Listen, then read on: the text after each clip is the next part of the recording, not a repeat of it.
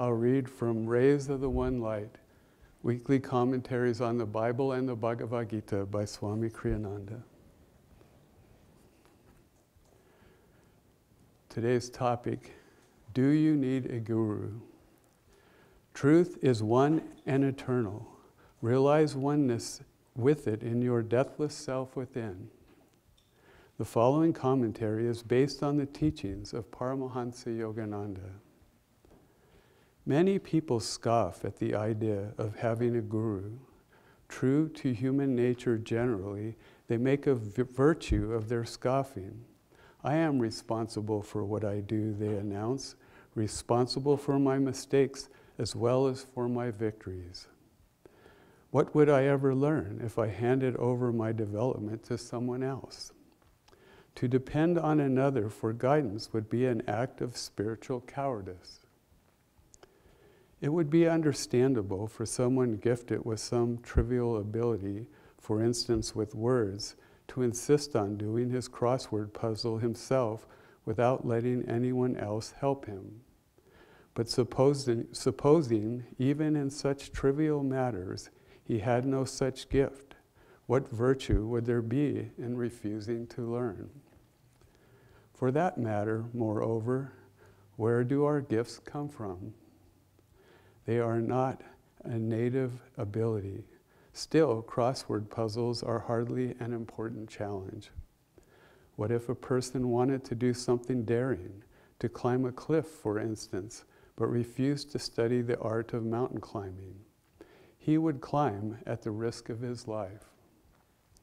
And how much more is risked than physical life in the great adventure of the divine search, where the risk is to salvation itself? Where is the sacrifice in seeking guidance? Even a mountain guide wouldn't presume to do one's climbing for one. His purpose would only be to help the neophyte climb safely. To have a wise guru is not a sign of weakness, but of plain common sense. All the saints, aware as they are of the hazards of the adventure, agree on the importance of having a guide or guru. And these are heroes speaking, not cowards or spiritual weaklings. Jesus emphasized the importance of having a teacher by asking John to baptize him. In the Gospel of St. Matthew, chapter 3, we read of his coming to John.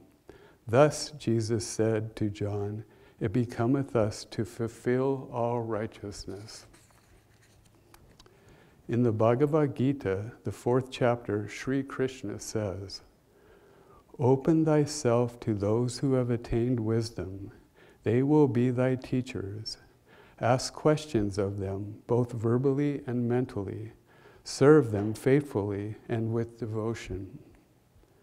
How is the devotee to recognize one who has attained wisdom? The Bhagavad Gita gives us this inspiring description of the sage. By this sign he is known, being of equal grace to comrades, friends, chance-comers, strangers, lovers, enemies, aliens, and kinsmen, loving all alike, evil or good.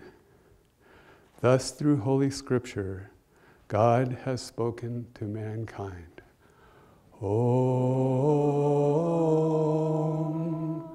Om, Om.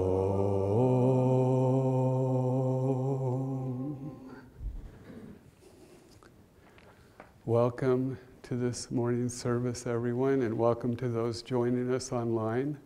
For anyone who doesn't know us, my name is Swami Suryadas, and this is my wife, Swami Chandi, and it is our great blessing to be here today sharing our Guru's teachings. Our topic today is, do you need a guru? And Swami Kriya-yoga was once doing a radio show, and he was asked exactly that question, do we need a guru? And there were several Ananda devotees with him in the studio, and they were surprised when Swami said, no, we don't need a guru. But then after a kind of long pause, he said, unless we want to know God. If we want to know God, we need a guide. We need a guru. We need someone who has walked the path that we are walking, who knows the pitfalls and can guide us safely to the other side of delusion.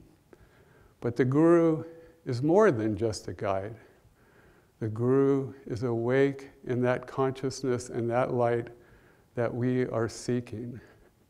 We cannot get out of ego through the power of the ego alone. We need someone who's in that consciousness to lift our consciousness out of delusion and into freedom, into God awareness.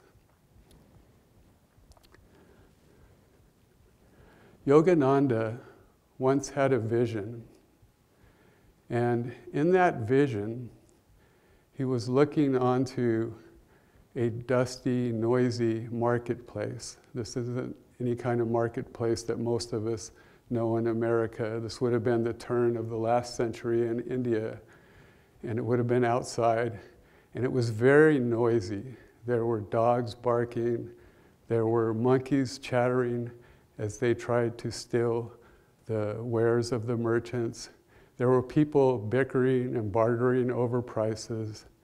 And so Yogananda was taking all this in, all this chaos, and suddenly he saw a man standing before him, looking at something over his shoulder. And the man had a great light in his face. He looked with deep longing at something behind Yogananda. And then suddenly that light went away, and he kind of turned, muttering the words, "It's too difficult, it's too far," and he walked away. And a few moments later, someone else stood in front of him doing the same thing, looking at something behind him. And they too had that light in their eyes, that deep longing, seeing something beautiful. But then they too turned and walked away, saying, "It's too difficult, it's too far."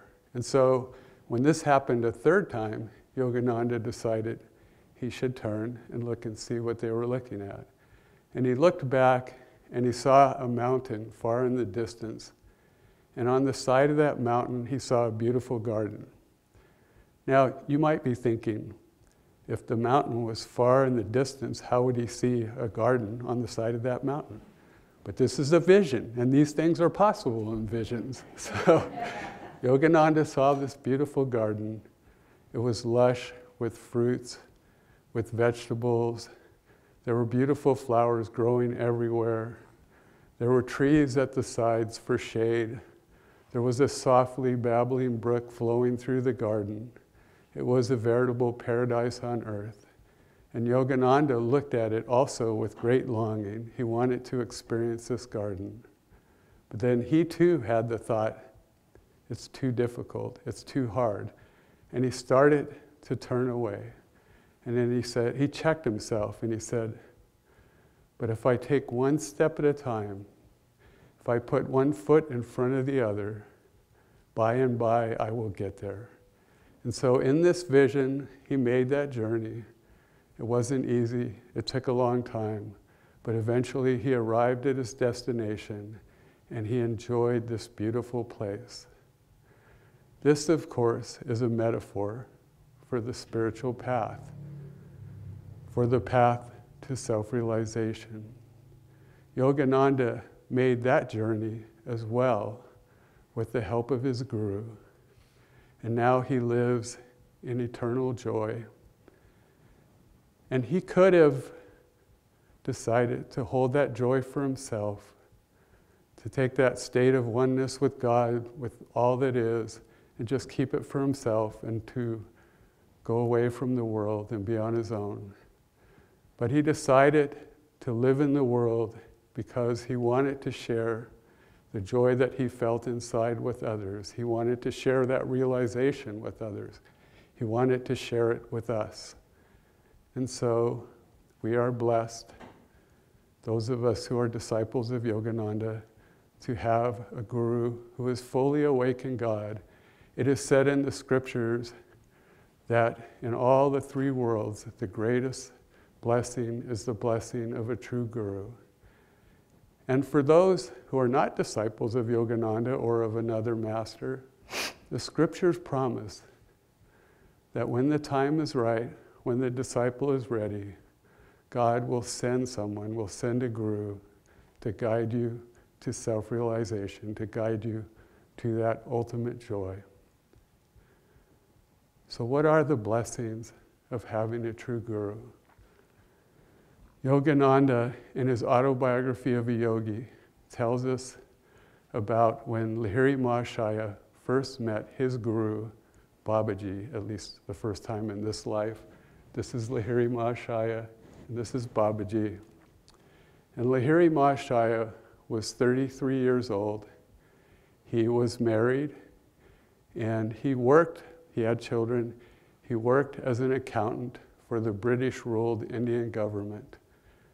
And one day, suddenly, he received a notice that he was to be transferred some 500 miles away to the Himalayan foothills. And so it took him 30 days to make that journey in a horse and buggy. He left his family behind, and he went to the Himalayas, and he began working in his office, in his new job.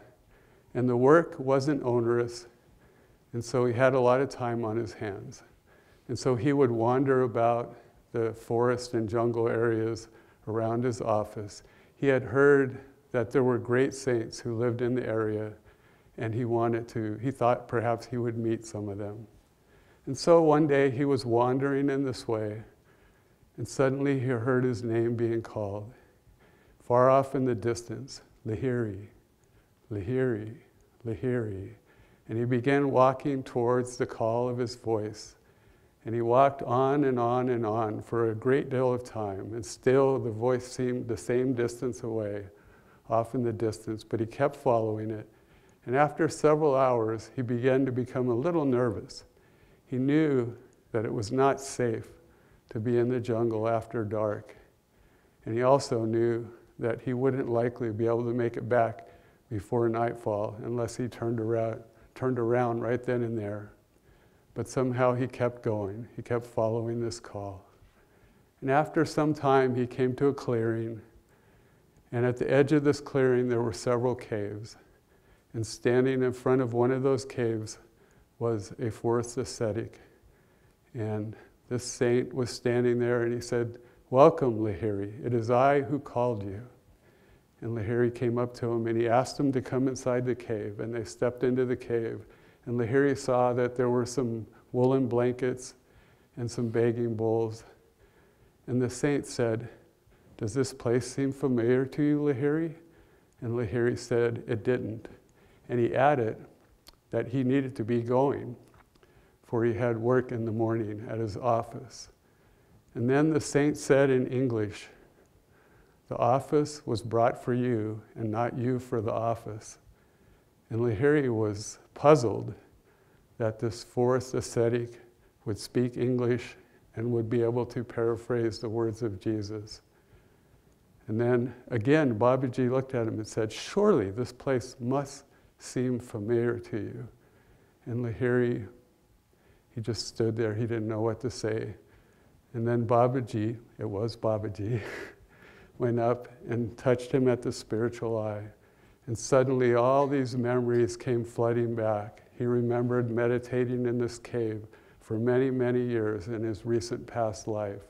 He remembered being guided by his Guru Babaji, and he was filled with devotion and deep love for the Guru. And he dropped to his feet and touched the feet of the Guru. And then Babaji began to speak to him. And I want to share the words that Babaji spoke as Yogananda recorded him in his autobiography of a yogi, for they're far more eloquent than anything I could come up with. "For more than 3 decades, I have waited for you here, waited for you to return to me."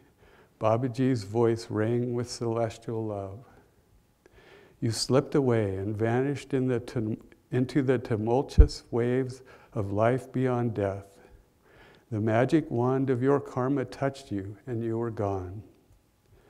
Though you lost sight of me, never did I lose sight of you. I pursued you over the luminescent astral sea where the glorious angels sail. Through gloom, storm, upheaval, and light I followed you, like a mother bird guiding her young. As you lived out your human term of womb life and emerged a babe, my eye was ever on you. When you covered your tiny form in the lotus posture under the nadia sands in your childhood, I was invisibly present. Patiently, month after month, year after year, I have watched over you, waiting for this perfect day.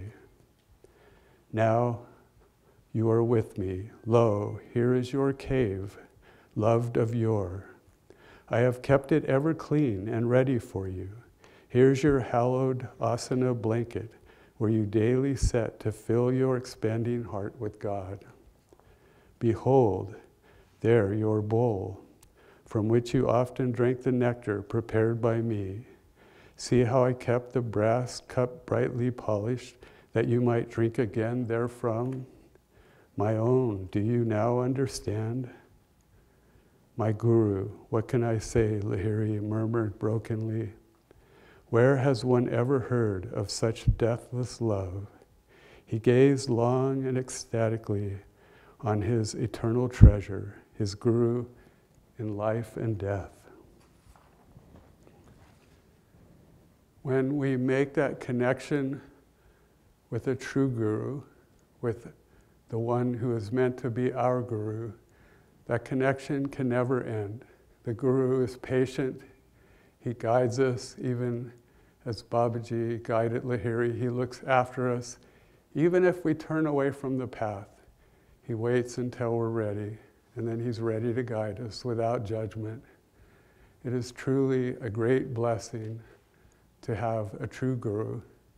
And we are very blessed to have 5 fully awake Gurus, awake in God. And again, for those who may not be disciples of Yogananda or any of these Gurus, the Guru will be sent. We do need a Guru. A Guru will be sent when we are ready and will guide us over the final part of the journey to knowing God. The Guru, again, is more than a guide. He is awake in God, and he will change us from within. In our purification ceremony, the minister says, the Master says, open your heart to me, and I will enter and take charge of your life.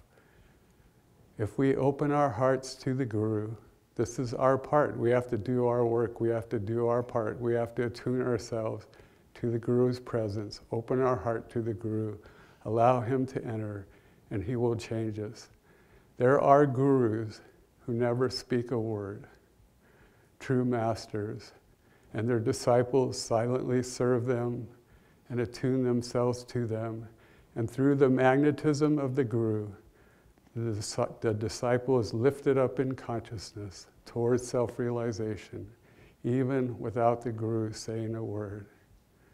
Swami Kriya-yoga, when he first came on the path, was full of inspiration and devotion. He was so happy to have found this way of life. But a few months into his journey, he went through a difficult period. He began to have a lot of doubts, and he began to become moody. And he worked on trying to overcome all of this and to persevere. And luckily, he stayed in tune with his Guru.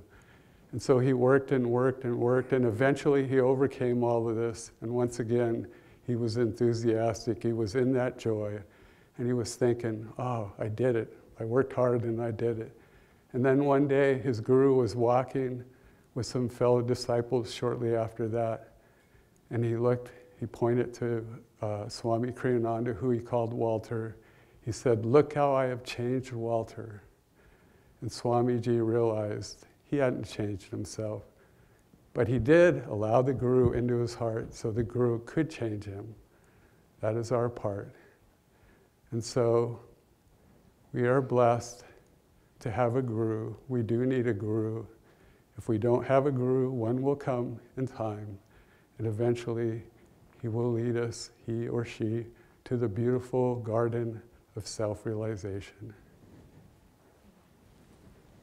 Chandi would like to share now too.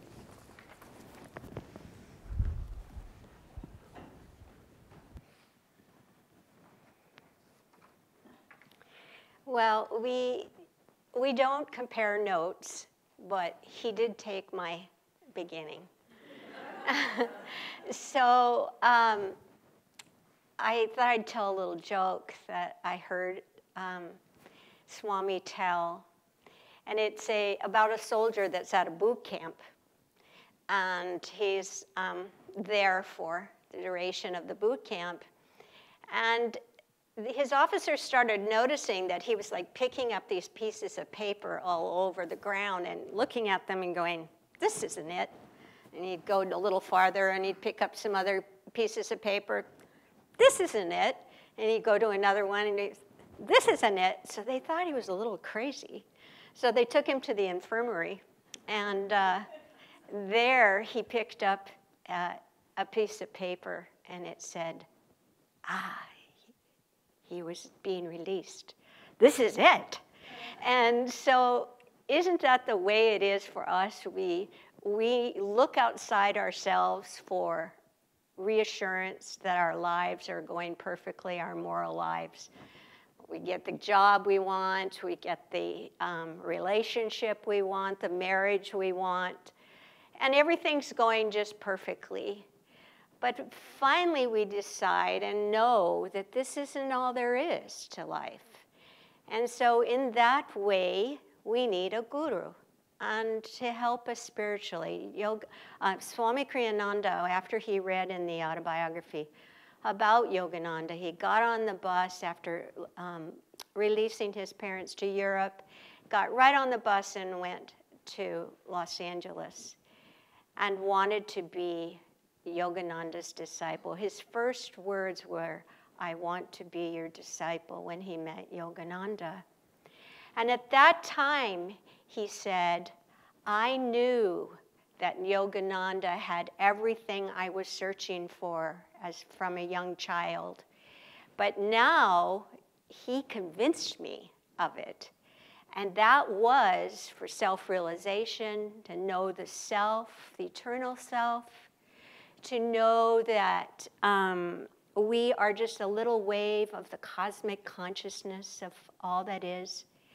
And also samadhi. Samadhi was a new idea for him, and he wanted to experience samadhi and experience the oneness of the eternal self.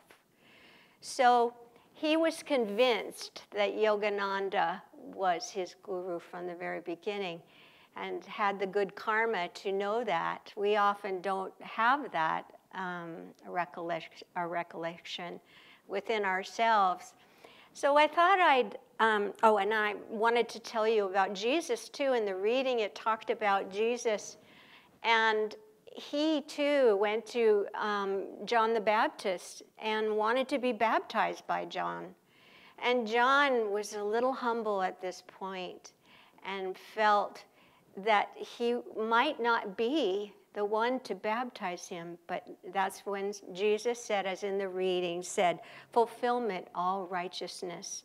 And at that point in John 1:12, it is stated that by many as received him, to them gave the power to become the sons of God. So both of them went out to serve God's work and God's mission. I wanted to, these are such lofty visions and lofty words, and it's like, how does this apply to our lives? I always ask that when I give a talk or when I'm leading a class. And so I wanted to tell a little story about something that happened to me recently. I have a daughter and a son-in-law and 2 grandchildren that live in Fort Collins, Colorado. And my granddaughter was graduating from high school, and she's she wasn't a valedictorian, but she was very intellectual and had all kinds of awards. So I wanted to be there, and I'd been planning this for some time, and so I had a lot of anticipation of what it would be like, because I hadn't been there for 7 years because of the pandemic, so I was really looking forward to this trip. And I got there, and things were great, and sailing along, but the one thing that I had also planned in the back of my mind that I knew I really wanted to do was go to a new community that has been starting up in Fort Collins. And it is Polestar. Polestar originally was in Hawaii and was devastated by the volcano there. So Michael Gornick, who is a very good friend of Nirmala and Dharmadas and his wife Anne, searched for 4 years to find a location to begin their work again. And they picked Fort Collins, which I was so, when I moved here from Seattle, I knew that they had picked that. But I thought, oh, what's the chances of Yogananda being in Fort Collins in a bigger way? So I looked it up online and found the location. It's kind of hard to do because they can't put their name on the internet yet. So anyway, I had found it, and lo and behold, it's less than 2 miles from my daughter's house. And so I thought, I'm going there. I'm going to go no matter what has happened, what they're doing. And so I got it. My daughter had a bike for me, and Fort Collins is a very big biking town. So when Suryadas and I go, we usually bike there. And but I hadn't been biking for really quite a long time.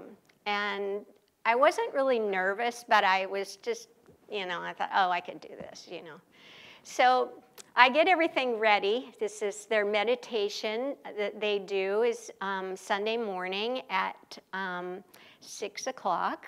So I realized I have to get up around 5:45 or 4:45, something like that, and be out the door by 5:10. But before I did that, I had my grandson take me there in a car, just so that I knew kind of where it was and how far it was. My daughter said, Mom, you cannot go on that road. You can't. It's very dangerous. There's lots of cars, and I said, it's going to be fine. There's no problem. But my grandson was really sweet. He drew this little map for me, or we did it together, on the back roads, so I wouldn't have to go on the main road. And so that morning, I got up and got my cell phone just in case of emergency, and I put it in my purse. And my little map, I had it in my purse. And I had gloves because I thought it was going to be chilly. And I had layers on and all kinds of things so I would be prepared for this trip. And I got on the bike, and absolutely gorgeous outside. It was twilight, and that astral between the sunrise and the darkness of the evening, and the moon was shining. And it was just beautiful out. And so I was exhilarated, and I was chanting and just having a great time with my guru. And then I crossed the street, no problem. I saw 2 cars and 1 motorbike. And as I stopped at the stoplight to get across the, even though there were no cars, I thought, well, I better obey the law. So I stopped and went across the street. And as I was coming up onto the curb, my purse jolted out, and I caught myself and fell hard. And I thought to myself, wow. Isn't this like the spiritual path? You get ready, you go to different teachers, you find scriptures, you find lessons that apply to you, you start your journey, and then what happens? You come to a bump in the road. And I fell pretty hard. I looked over myself. I didn't break anything, and not even a scratch, actually. And at that point, I'm dusting myself off, and I put my purse in the back in my basket. And I looked up, and right there was a horse. And he was kind of, I don't know whether I woke him up or what, but he looked at me with these big brown eyes and mentally said, "Are you sure you want to do this?" And I said to myself, "Yes, I'm ready. I'm going. You know, I'm no way. I'm not."